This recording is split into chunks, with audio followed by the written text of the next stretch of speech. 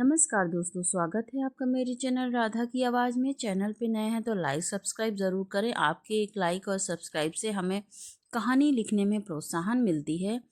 कुछ रोज पहले कस्बे में रह रहे बड़े भाई से फ़ोन द्वारा अपने बापू बालेश्वर की बढ़ती उम्र के कारण खराब स्वास्थ्य और उनकी दयनीय स्थिति की खबर मिलते ही पारस का दिल पिघल गया। उसने भावेश में अपने बाबू को शहर लाकर अपने साथ रखने का आश्वासन तो दे दिया था, किंतु उसके बाद ही उसे शंका सताने लगी थी कि ऐसा हो पाएगा या नहीं।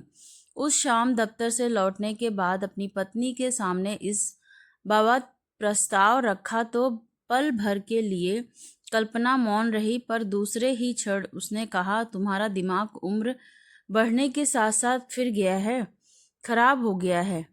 बिना सोचे समझे किसी को क्यों आश्वासन दे देते हो।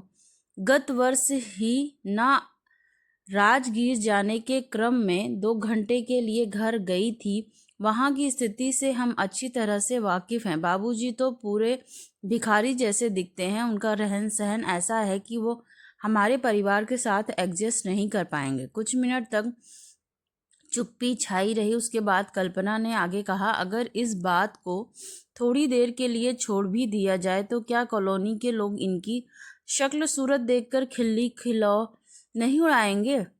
तब तुम्हारी ही नाक कटेगी। पास पड़ोस के लोग कहेंगे कि इसका बाप कंगाल है, फकीर ऐसा दिखता है, जरूर दरिद्र खानदान का होगा इसका परिवार। चुप रहो, क्या ऊल जलूल बक रही हो? तल्ख आवाज में उसने कहा। उसका चेहरा तमतमा आया था। पल भर सन्नाटा छाया रहा, पर दूसरे ही क्षण गुस्से में कल्पना ने कहा, तब मुझसे क्यों राय लेते हो? जो मन में आवे सो करो।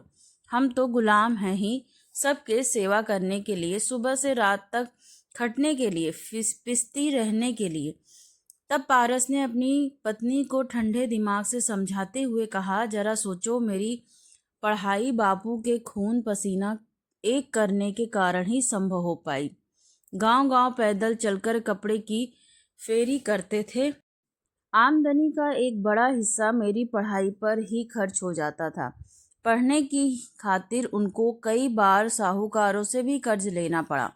मेरी माँ के मरने के बाद बहुत पहले ही उनके सारे जेवर बिक चुके थे।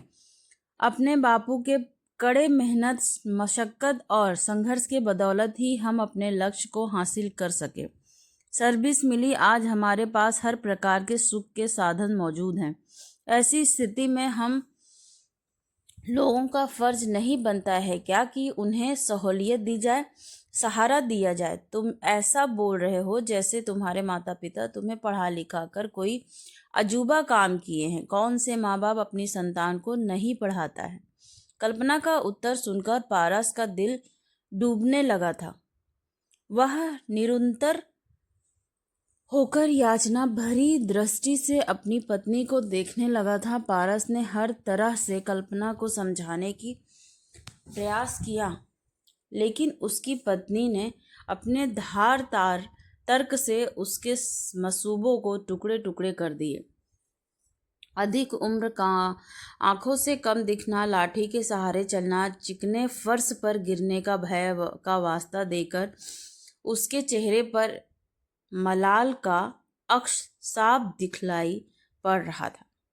धन्यवाद दोस्तों। ये छोटी सी प्रेरणादायक स्टोरी आप लोगों को कैसी लगी कमेंट करके ज़रूर बताइएगा। Thank you so much for watching. Please like and subscribe to my channel.